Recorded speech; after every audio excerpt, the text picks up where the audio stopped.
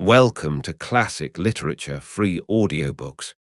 Today, we delve into The House on the Borderland by William Hope Hodgson, a foundational piece of literature that has captivated imaginations since its publication. Settle in, clear your mind, and let the rich tapestry of this tale unfold around you. Now, let the story begin with The House on the Borderland. Chapter 19, The End of the Solar System from the Abutment, where once had been the windows through which I had watched that first fatal dawn. I could see that the sun was hugely greater than it had been when first the star lit the world. So great was it that its lower edge seemed almost to touch the far horizon. Even as I watched, I imagined that it drew closer. The radiance of green that lit the frozen earth grew steadily brighter. Thus, for a long space, things were. Then, on a sudden, I saw that the sun was changing shape and growing smaller, just as the moon would have done in past time. In a while, only a third of the illuminated part was turned toward the earth. The star bore away on the left gradually as the world moved on. The star shone upon the front of the house once more, while the sun showed only as a great bow of green fire. An instant, it seemed, and the sun had vanished. The star was still fully visible. Then the earth moved into the black shadow of the sun, and all was night. Night, black, starless, and intolerable, filled with tumultuous thoughts. I watched across the night, waiting. Years it may have been, and then in the dark house behind me, the clotted stillness of the world was broken. I seemed to hear a soft padding of many feet, and a faint, inarticulate whisper of sound grew on my sense. I looked round into the blackness and saw a multitude of eyes. As I stared, they increased and appeared to come toward me. For an instant I stood, unable to move. Then a hideous swine noise 14 rose up into the night, and at that I leapt from the window out onto the frozen world. I have a confused notion of having run a while, and after that I just waited. Several times I heard shrieks, but always as though from a distance. Except for these sounds, I had no idea of the whereabouts of the house. Time moved onward. I was conscious of little, save a sensation of cold and hopelessness and fear and age, it seemed, and there came a glow that told of the coming light. It grew tardily. Then, with a loom of unearthly glory, the first ray from the green star struck over the edge of the dark sun and lit the world. It fell upon a great, ruined structure some 200 yards away. It was the house. Staring, I saw a fearsome sight. Over its walls crawled a legion of unholy things, almost covering the old building from tottering towers to base. I could see them plainly. They were the swine creatures. The world moved out into the light of the star, and I saw that, now, it seemed to stretch across a quarter of the heavens. The glory of its livid light was so tremendous that it appeared to fill the sky with quivering flames. Then I saw the sun. It was so close that half of its diameter lay below the horizon, and as the world circled across its face, it seemed to tower right up into the sky, a stupendous dome of emerald-colored fire. From time to time, I glanced toward the house, but the swine things seemed unaware of my proximity. Years appeared to pass slowly. The earth had almost reached the center of the sun's disk. The light from the green sun, as now it must be called, shone through the interstices that gapped the molded walls of the old house, giving them the appearance of being wrapped in green flames. The swine creatures still crawled about the walls. Suddenly, there rose a loud roar of swine voices. and up from the center of the roofless house shot a vast column of blood-red flame. I saw the little, twisted towers and turrets flash into fire, yet still preserving their twisted crookedness. The beams of the green sun beat upon the house and intermingled with its lurid glows, so that it appeared a blazing furnace of red and green fire. Fascinated, I watched until an overwhelming sense of coming danger drew my attention. I glanced up, and at once it was borne upon me that the sun was closer, so close, in fact, that it seemed to overhang the world. Then, I know not how, I was caught up into strange heights. Floating like a bubble in the awful effulgence far below me, I saw the earth, with the burning house leaping into an ever-growing mountain of flame. Round about it, the ground appeared to be glowing, and in places, heavy wreaths of yellow smoke ascended from the earth. It seemed as though the world were becoming ignited from that one plague spot of fire. Faintly, I could see the swine things. They appeared quite unharmed. Then the ground seemed to cave in suddenly, and the house, with its load of foul creatures, disappeared into the depths of the earth, sending a strange, blood-colored cloud into the heights. I remembered the hell pit under the house. In a while, I looked round. The huge bulk of the sun rose high above me. The distance between it and the earth grew rapidly less. Suddenly, the earth appeared to shoot forward.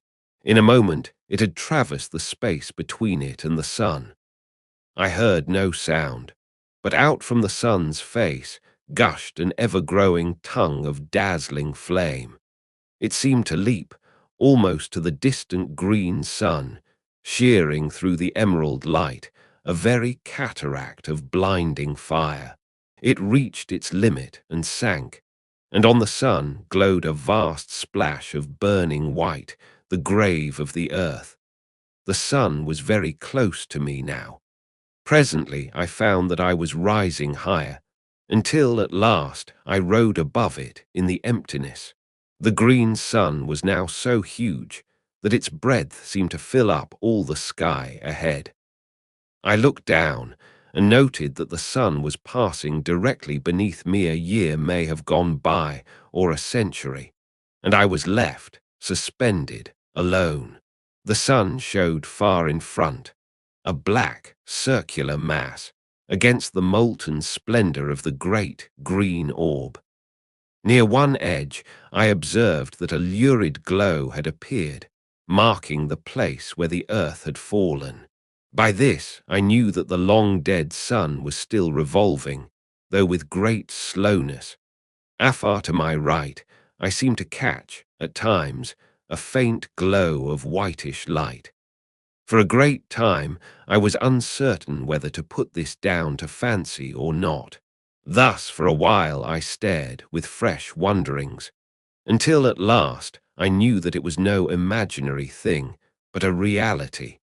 It grew brighter, and presently there slid out of the green a pale globe of softest white. It came nearer, and I saw that it was apparently surrounded by a robe of gently glowing clouds. Time passed. I glanced toward the diminishing sun. It showed only as a dark blot on the face of the green sun. As I watched, I saw it grow smaller, steadily, as though rushing toward the superior orb at an immense speed. Intently I stared. What would happen? I was conscious of extraordinary emotions as I realized that it would strike the green sun. It grew no bigger than a pea, and I looked with my whole soul to witness the final end of our system. That system which had borne the world through so many eons, with its multitudinous sorrows and joys. And now, suddenly, something crossed my vision, cutting from sight all vestige of the spectacle I watched with such sole interest. What happened to the dead sun, I did not see, but I have no reason, in the light of that which I saw afterward, to disbelieve that it fell into the strange fire of the green sun, and so perished. And then, suddenly, an extraordinary question rose in my mind, whether this stupendous globe of green fire might not be the vast central sun, the great sun, round which our universe and countless others revolve. I felt confused. I thought of the probable end of the dead sun, and another suggestion came, dumbly. Do the dead stars make the green sun their grave? The idea appealed to me with no sense of grotesqueness, but rather as something both possible and probable. Next chapter, chapter 20, the celestial globes. For a while, many thoughts crowded my mind, so that I was unable to do aught save stare blindly before me. I seemed whelmed in a sea of doubt and wonder and sorrowful remembrance. It was later that I came out of my bewilderment. I looked about, dazedly. Thus, I saw so extraordinary a sight that, for a while, I could scarcely believe I was not still wrapped in the visionary tumult of my own thoughts. Out of the reigning green had grown a boundless river of softly shimmering globes, each one enfolded in a wondrous fleece of pure cloud. They reached, both above and below me, to an unknown distance, and not only hid the shining of the green sun, but supplied in place thereof a tender glow of light that suffused itself around me, like unto nothing I have ever seen before or since. In a little, I noticed that there was about these spheres a sort of transparency, almost as though they were formed of clouded crystal, within which burned a radiance, gentle and subdued. They moved on, past me, continually, floating onward at no great speed, but rather as though they had eternity before them. A great while I watched, and could perceive no end to them. At times I seemed to distinguish faces amid the cloudiness, but strangely indistinct, as though partly real and partly formed of the mistiness through which they showed. For a long time, I waited passively with a sense of growing content. I had no longer that feeling of unutterable loneliness, but felt rather that I was less alone than I had been for kalpas of years. This feeling of contentment increased so that I would have been satisfied to float in company with those celestial globules. Forever ages slipped by, and I saw the shadowy faces with increased frequency, also with greater plainness. Whether this was due to my soul having become more attuned to its surroundings, I cannot tell. Probably it was so. But however this may be, I am assured now only of the fact that I became steadily more conscious of a new mystery about me, telling me that I had, indeed, penetrated within the borderland of some unthought-of region, some subtle, intangible place or form of existence. The enormous stream of luminous spheres continued to pass me at an unvarying rate, countless millions, and still they came, showing no signs of ending nor even diminishing. Then, as I was borne silently upon the unbuoying ether, I felt a sudden, irresistible forward movement toward one of the passing globes. An instant, and I was beside it. Then I slid through into the interior without experiencing the least resistance of any description. For a short while I could see nothing, and waited curiously. All at once I became aware that a sound broke the inconceivable stillness. It was like the murmur of a great sea at calm, a sea breathing in its sleep. Gradually, the mist that obscured my sight began to thin away, and so, in time, my vision dwelt once again upon the silent surface of the sea of sleep. For a little I gazed, and could scarcely believe I saw aright. I glanced round. There was the great globe of pale fire, swimming as I had seen it before, a short distance above the dim horizon. To my left, far across the sea, I discovered presently a faint line as of thin haze, which I guessed to be the shore, where my love and I had met, during those wonderful periods of soul wandering that had been granted to me in the old earth days. Another, a troubled memory came to me of the formless thing that had haunted the shores of the sea of sleep, the guardian of that silent, echoless place. These and other details I remembered and knew without doubt that I was looking out upon that same sea. With the assurance, I was filled with an overwhelming feeling of surprise and joy and shaken expectancy, conceiving it possible that I was about to see my love again. Intently I gazed around, but could catch no sight of her. At that, for a little, I felt hopeless. Fervently I prayed and ever peered anxiously. How still was the sea! Down, far beneath me, I could see the many trails of changeful fire that had drawn my attention formerly. Vaguely, I wondered what caused them. Also, I remembered that I had intended to ask my dear one about them, as well as many other matters, and I had been forced to leave her before the half that I had wished to say was said. My thoughts came back with a leap. I was conscious that something had touched me. I turned quickly.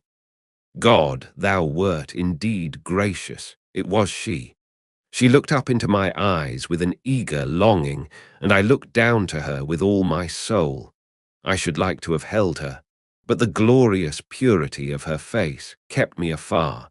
Then, out of the winding mist, she put her dear arms. Her whisper came to me, soft as the rustle of a passing cloud. "Dearest," she said. That was all.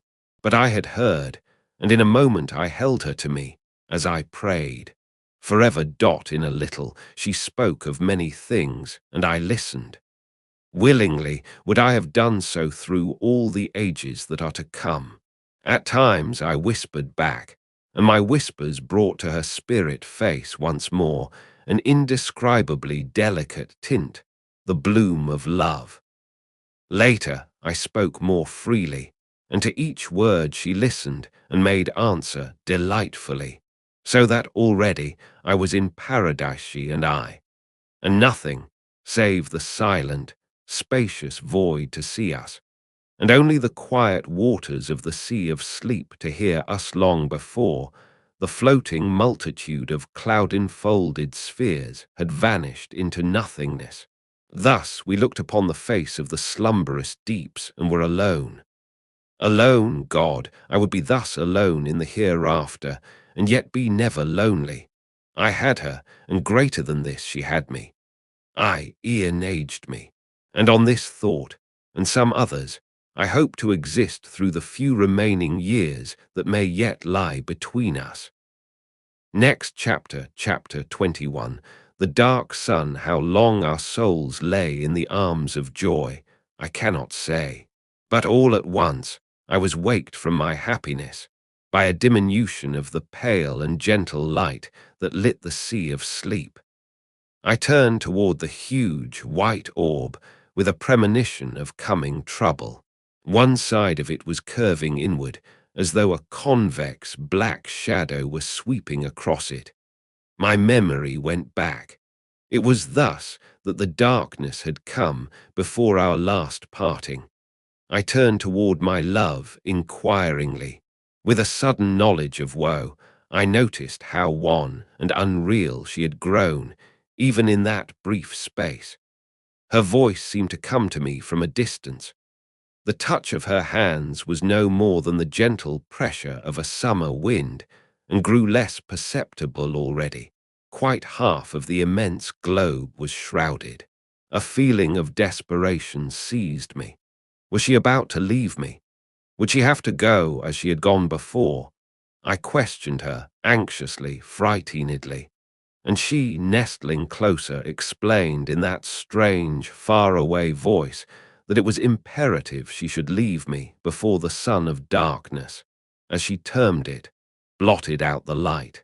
At this confirmation of my fears, I was overcome with despair, and could only look voicelessly across the quiet plains of the silent sea-house. Swiftly the darkness spread across the face of the white orb. Yet in reality, the time must have been long, beyond human comprehension.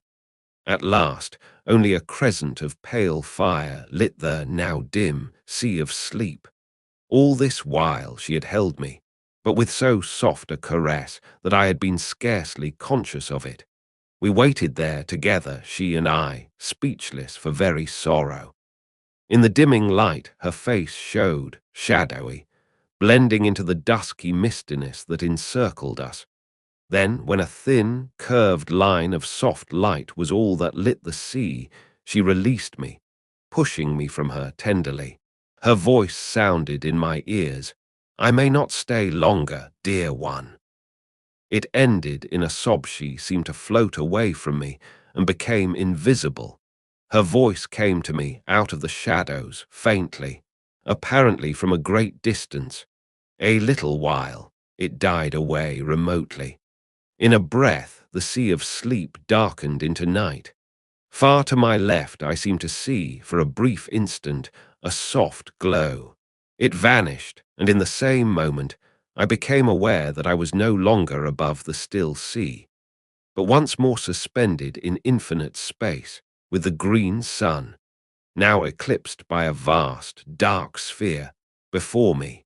Utterly bewildered, I stared, almost unseeingly, at the ring of green flames leaping above the dark edge. Even in the chaos of my thoughts, I wondered dully at their extraordinary shapes. A multitude of questions assailed me. I thought more of her I had so lately seen than of the sight before me. My grief and thoughts of the future filled me. Was I doomed to be separated from her always? Even in the old earth days, she had been mine only for a little while. Then she had left me, as I thought, forever. Since then, I had seen her but these times. Upon the sea of sleep, a feeling of fierce resentment filled me, and miserable questionings. Why could I not have gone with my love? What reason to keep us apart? Why had I to wait alone while she slumbered through the years on the still bosom of the sea of sleep? The sea of sleep. My thoughts turned inconsequently out of their channel of bitterness to fresh, desperate questionings. Where was it? Where was it? I seemed to have but just parted from my love upon its quiet surface, and it had gone, utterly. It could not be far away, and the white orb which I had seen hidden in the shadow of the sun of darkness. My sight dwelt upon the green sun eclipsed. What had eclipsed it? Was there a vast, dead star circling it? Was the central sun, as I had come to regard it, a double star? The thought had come, almost unbidden. Yet why should it not be so? My thoughts went back to the white orb.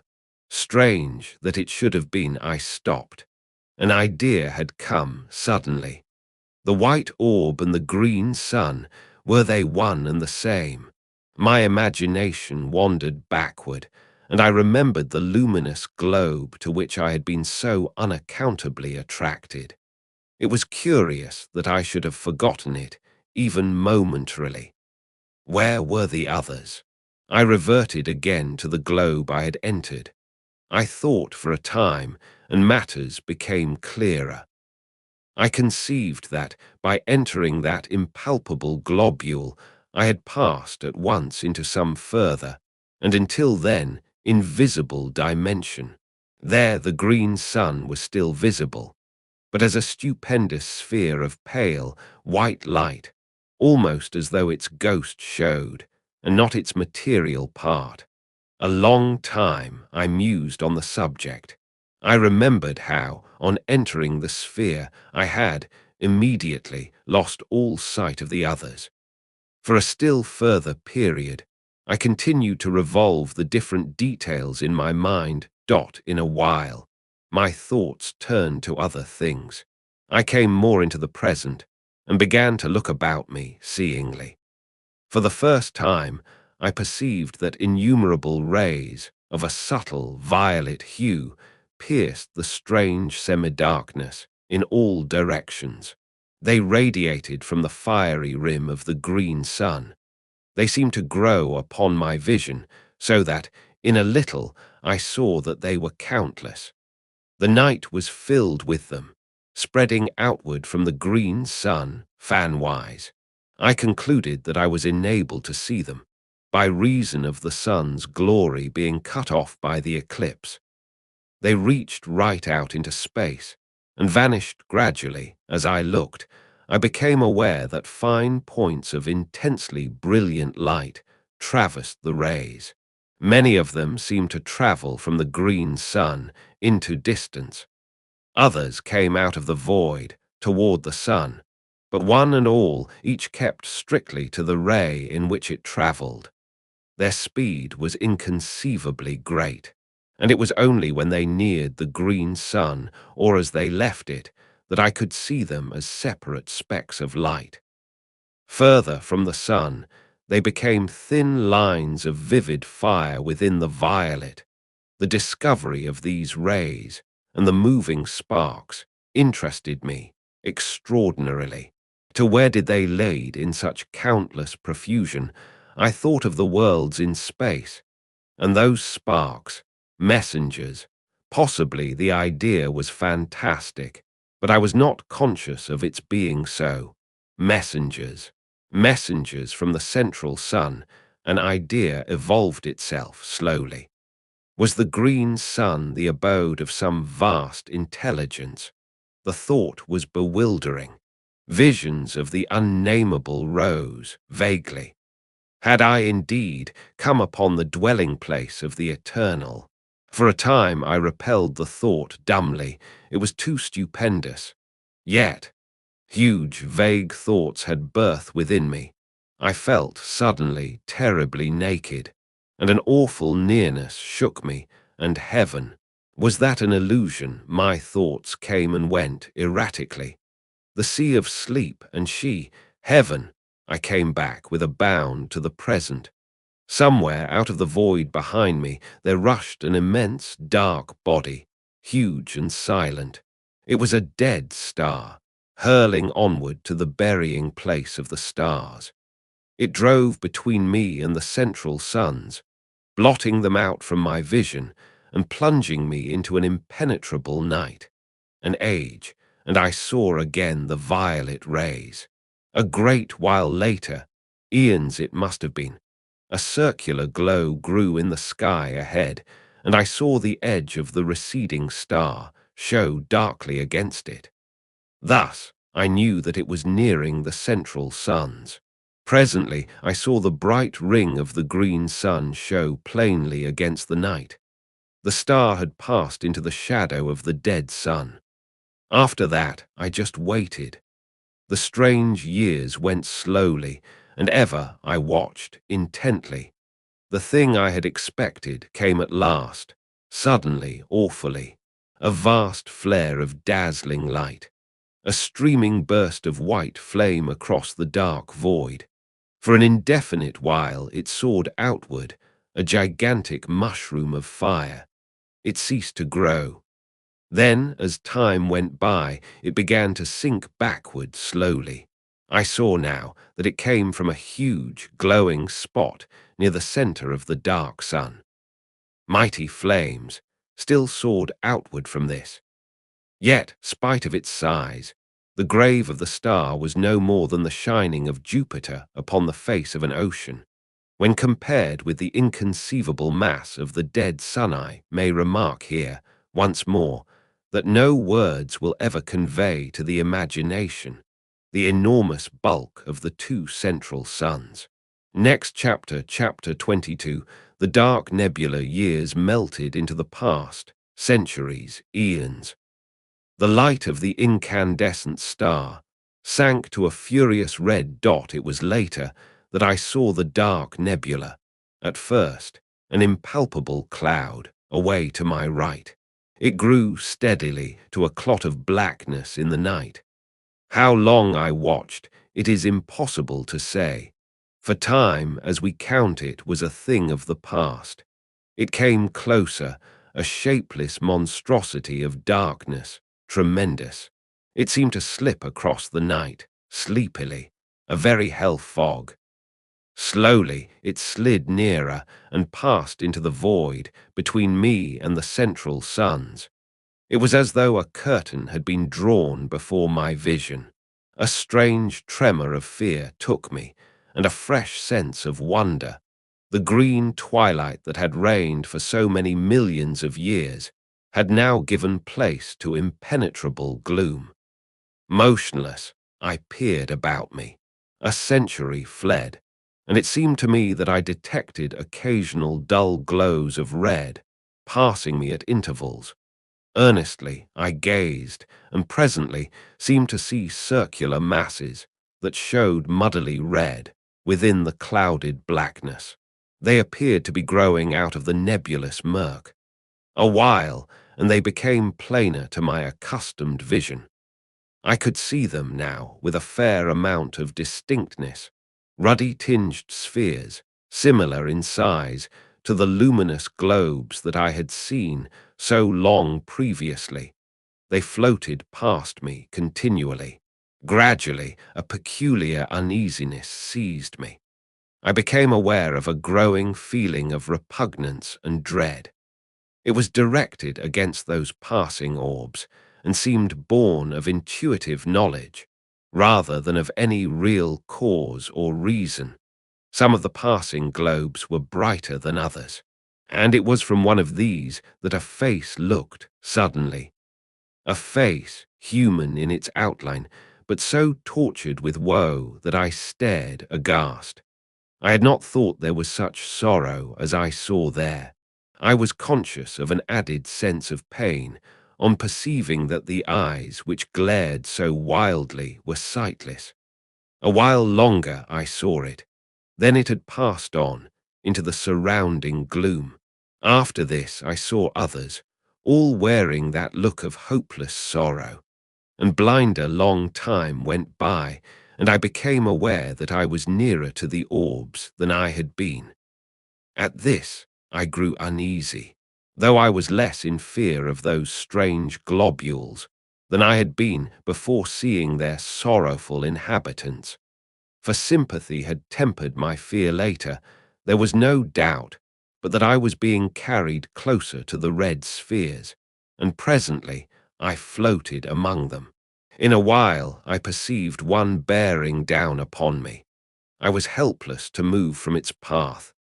In a minute, it seemed, it was upon me, and I was submerged in a deep red mist.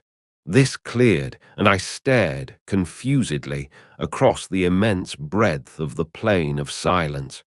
It appeared just as I had first seen it. I was moving forward steadily across its surface. Away ahead shone the vast, blood-red Ring 15 that lit the place. All around was spread the extraordinary desolation of stillness that had so impressed me during my previous wanderings across its starkness presently. I saw, rising up into the ruddy gloom, the distant peaks of the mighty amphitheatre of mountains, where, untold ages before, I had been shown my first glimpse of the terrors that underlie many things, and where, vast and silent, watched by 1,000 mute gods, stands the replica of this house of mysteries. This house that I had seen swallowed up in that hellfire, ere the earth had kissed the sun and vanished for ever. Though I could see the crests of the mountain amphitheatre, yet it was a great while before their lower portions became visible. Possibly this was due to the strange, ruddy haze that seemed to cling to the surface of the plain. However, be this as it may, I saw them at last dot in a still further space of time. I had come so close to the mountains that they appeared to overhang me. Presently I saw the great rift open before me, and I drifted into it, without volition on my part. Later, I came out upon the breadth of the enormous arena. There, at an apparent distance of some 5 miles, stood the house, huge, monstrous, and silent, lying in the very center of that stupendous amphitheater.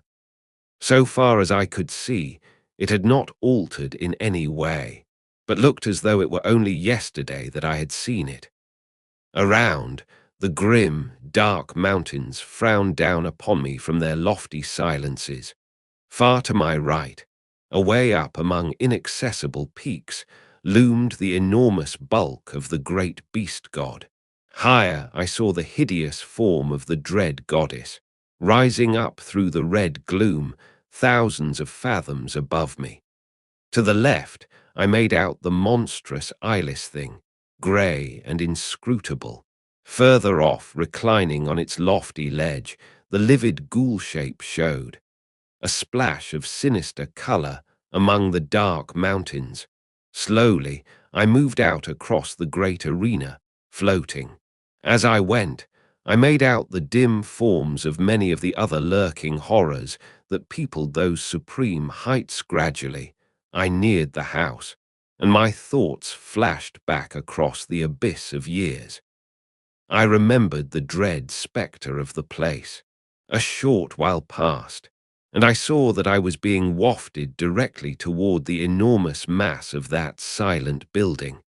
About this time, I became aware, in an indifferent sort of way, of a growing sense of numbness that robbed me of the fear which I should otherwise have felt on approaching that awesome pile.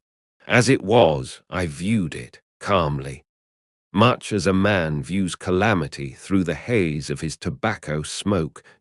In a little while, I had come so close to the house as to be able to distinguish many of the details about it. The longer I looked, the more was I confirmed in my long-ago impressions of its entire similitude to this strange house. Save in its enormous size, I could find nothing unlike. Suddenly, as I stared, a great feeling of amazement filled me. I had come opposite to that part, where the outer door, leading into the study, is situated. There, lying right across the threshold, lay a great length of coping stone, identical, save in size and colour, with the piece I had dislodged in my fight with the pit creatures. I floated nearer, and my astonishment increased as I noted that the door was broken partly from its hinges, precisely in the manner that my study door had been forced inward by the assaults of the swine things. The sight started a train of thoughts, and I began to trace, dimly, that the attack on this house might have a far deeper significance than I had hitherto imagined. I remembered how, long ago, in the old Earth days, I had half suspected that, in some unexplainable manner, this house, in which I live, was en rapport, to use a recognized term, with that other tremendous structure. Away in the midst of that incomparable plain now, however, it began to be borne upon me that I had but vaguely conceived what the realization of my suspicion meant. I began to understand, with a more than human clearness, that the attack I had repelled was, in some extraordinary manner, connected with an attack upon that strange edifice. With a curious inconsequence, my thoughts abruptly left the matter, to dwell wonderingly upon the peculiar material out of which the house was constructed. It was, as I have mentioned earlier, of a deep green color. Yet now that I had come so close to it, I perceived that it fluctuated at times, though slightly, glowing and fading, much as do the fumes of phosphorus when rubbed upon the hand. In the dark presently, my attention was distracted from this by coming to the great entrance. Here, for the first time, I was afraid, for all in a moment the huge doors swung back, and I drifted in between them helplessly. Inside, all was blackness, impalpable. In an instant, I had crossed the threshold, and the great doors closed silently, shutting me in that lightless place. For a while, I seemed to hang motionless, suspended amid the darkness. Then I became conscious that I was moving again, where I could not tell. Suddenly, far down beneath me, I seemed to hear a murmurous noise of swine laughter. It sank away, and the succeeding silence appeared clogged with horror. Then a door opened somewhere ahead. A white haze of light filtered through, and I floated slowly into a room that seemed strangely familiar. All at once, there came a bewildering, screaming noise that deafened me. I saw a blurred vista of visions flaming before my sight. My senses were dazed through the space of an eternal moment. Then my power of seeing came back to me. The dizzy, hazy feeling passed, and I saw clearly. Next chapter, chapter 23, Pepper, I was seated in my chair, back again in this old study. My glance wandered round the room. For a minute, it had a strange, quivery appearance, unreal and unsubstantial. This disappeared, and I saw that nothing was altered in any way. I looked toward the end window. The blind was up. I rose to my feet shakily.